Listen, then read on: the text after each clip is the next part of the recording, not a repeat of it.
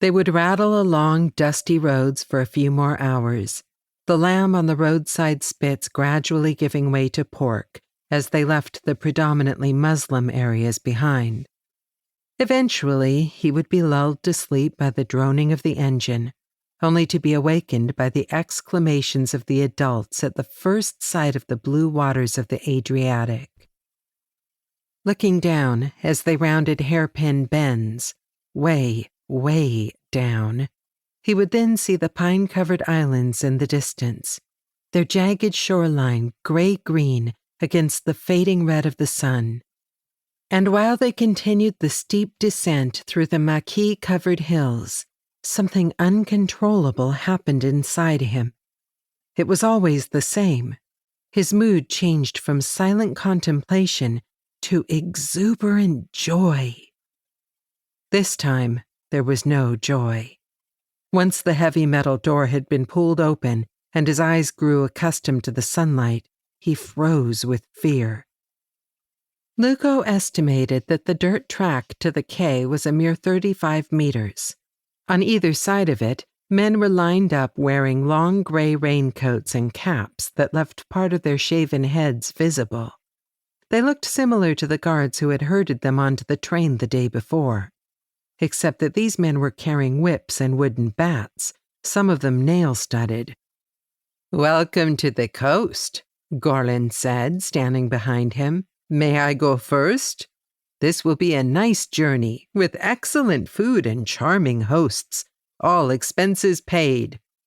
Luco never failed to marvel at the man's sense of humor. He had struck up an easy friendship with the Serb while they were in the transit camp on the outskirts of Bilica, an inhospitable town set in the barren hills of southern Herzegovina.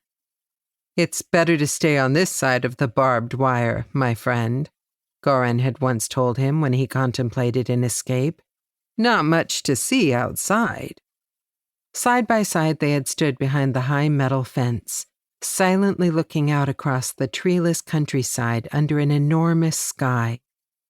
Luco was a Croat, and they were separated by history, religion, geography, and even food. But Luco had little trouble finding common ground with Goran. He detested the Serbs' passion for uniforms, but admired their mockery and courage. Now, Goran was the first to step onto the platform, followed by the others. Most of them were political renegades, supplemented by a bunch of rapists, murderers, gang leaders, and thieves. As they were herded towards the boat, Goran was knocked to the ground with a bat and left bleeding in the dust, face down. Luco fell over his friend to be whipped without mercy. By the time all prisoners had limped onto the quay, they looked like a ragtag army of foot soldiers who had got a beating at the hands of a superior enemy. They were bruised and bloodied, and shocked, too. How could these men have hit them without anger? Luco saw one of the prisoners, a boy still in his teens, lying on his back in a bloodstain. He had traveled in the same carriage, defying destiny by reading his book by the pale light that filtered through a slit. He looked incapable of hurting a fly. But for the men in gray, all prisoners were fair game. The boy had lost his glasses, and an eye, too.